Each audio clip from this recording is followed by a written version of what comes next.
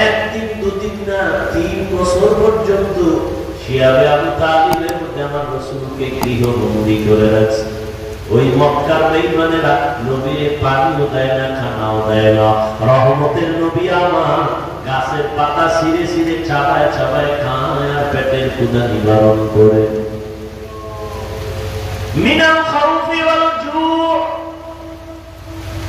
এক পরীক্ষা আল্লাহর ভয়, দ্বিতীয় পরীক্ষা ক্ষুধা। ইমাম শাফিঈ রাহমাতুল্লাহ আলাইহি বলেন এখানে ক্ষুধা মানে হলো রোজা। রোজাটা সারাদিন না খাওয়ার কষ্ট কেমন, গরিবেরা না খাইয়া কষ্ট করে কেমন, এটা তুমি রোজা রাখা উপলব্ধি করো। পরীক্ষায় যদি পাস করতে চাও ধৈর্য ছাড়া সম্ভব হবে না। হাদিসে পাকের মধ্যে আসমাবে রাতিন নামে একটা ঘটনা আছে, বলবো? অনেকে আপনারা জানেন, তারপরে অল্প টাইমে বলে ফেলবো। আসমাবে রাতিন আল্লাহর দ্বীন হেফাজতের জন্য জালেমের ভয়ে এলাকা থেকে হিজরত করে 3টা যুবক সন্তান কোথাও রওনা হয়েছে। রাস্তা দিয়ে যাচ্ছে পাহাড়িয়া জঙ্গল, এক এলাকায় যাইয়া হঠাৎ করে মুষলধারে বৃষ্টি শুরু হয়ে গেল।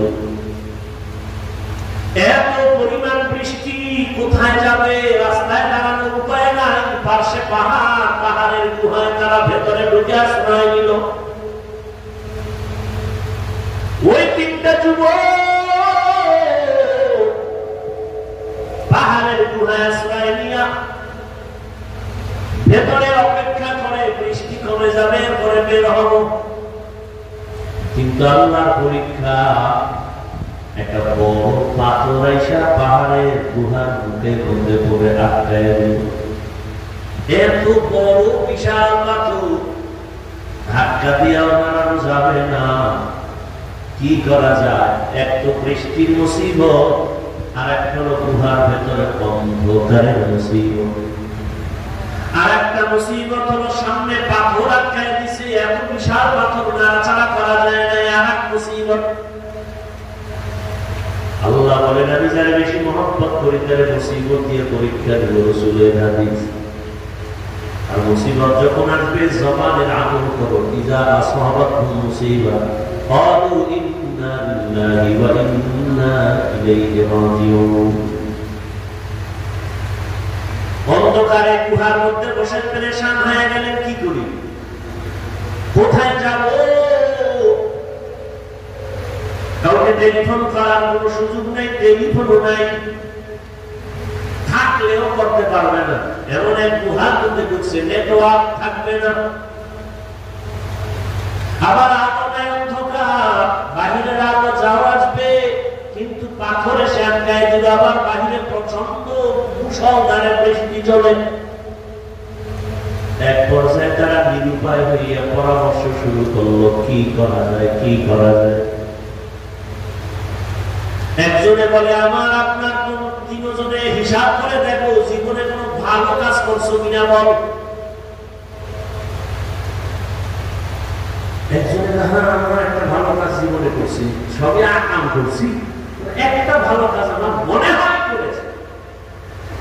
বলে ভালো কাজের ওসিলা দিয়া মালিকের সামনে সিজদায় পড়ে চোখের পানি ছেড়ে কান্না কর।